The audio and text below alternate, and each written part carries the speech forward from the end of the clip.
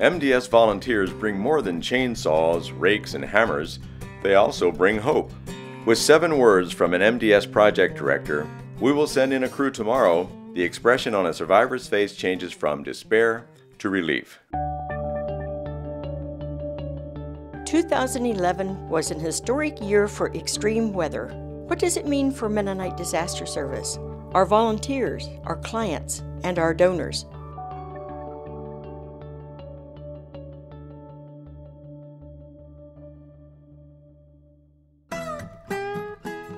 The year began with the blessing of 5 houses built as part of MDS's Partnership Home Program in New Iberia, Louisiana.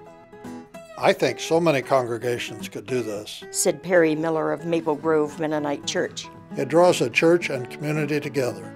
People connect relationally within the community, here and back home, building relationships and building homes. In April, severe storms and tornadoes struck Virginia, Iowa, Oklahoma, Colorado, and North Carolina, culminating in the April 27th devastation throughout southern Alabama. The death toll from this storm was over 300. MDS focused its response in the Birmingham suburb of Pratt City, where 75% of the buildings were destroyed. In Hackleburg, 90%, and in the town of Phil Campbell, 50%. Janet Blundell wrote on the MDS Facebook page, "I just had to send in a donation this year to MDS as I couldn't travel there to help."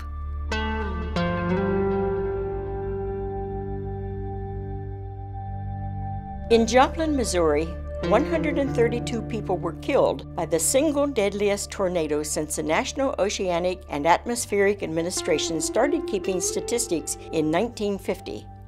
Of the 9,127 houses affected, from minor damage to total destruction, 3,359 were uninsured, their owners often elderly and/or disabled.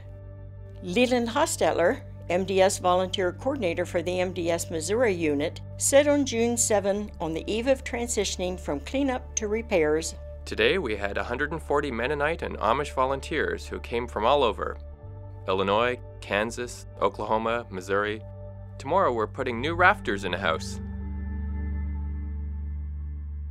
Around 100 MDS volunteers serving from April through August of this year built 3 new homes and made minor repairs on 2 other homes after Hurricane Igor hit Newfoundland in September 2010. John and Susan Neufeld, attendees of Old Colony Mennonite Church, Aylmer, Ontario, served for 2 weeks at the Newfoundland Project. Susan recalled of their experience, "It's a beautiful witness. Listen to people. Let them share the story." John added, "I would encourage people to stop what they're doing and go away for a couple of weeks and help somebody else. It'll really bless you and let you know what you really have." Residents of Minot, North Dakota had warning and time to evacuate their homes. Then they waited and watched the news as floodwaters from the Ceres River invaded their homes.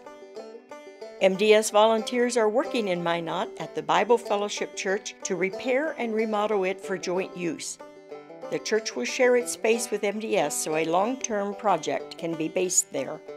"Helping other people out and giving my time and energy to the cause is very fulfilling," said Dwayne Steiner of Brandon, Manitoba. "It just gives me a desire to do more."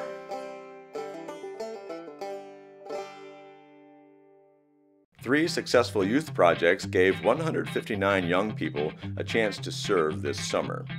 MDS youth volunteered for 4 weeks at Rocky Mountain Mennonite Camp in Colorado, in Gary, Indiana, and in Kingdom Inlet, British Columbia.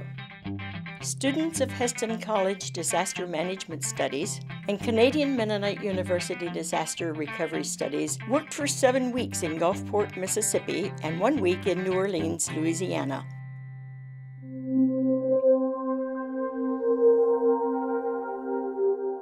Hurricane Irene and Tropical Storm Lee wreaked havoc on many locations in Region 1 this fall. Scores of volunteers spent many hours mucking out homes, removing sodden carpets, flooring, and drywall, and hauling bucket after bucket of mud out of homes up and down the East Coast. Andy and Ann Plank, who live near Centerville, Tennessee, talked of the MDS volunteers who worked on their house this year after the May 2010 floods. In cold, wind, snow, and rain, these people got up on that tin roof, taking down walls, dismantling the heating system, building the attic floor, putting up siding. I always respected the Mennonites before, but now I look at them differently. They're not only Christians on Sunday morning, they live out their faith all week long.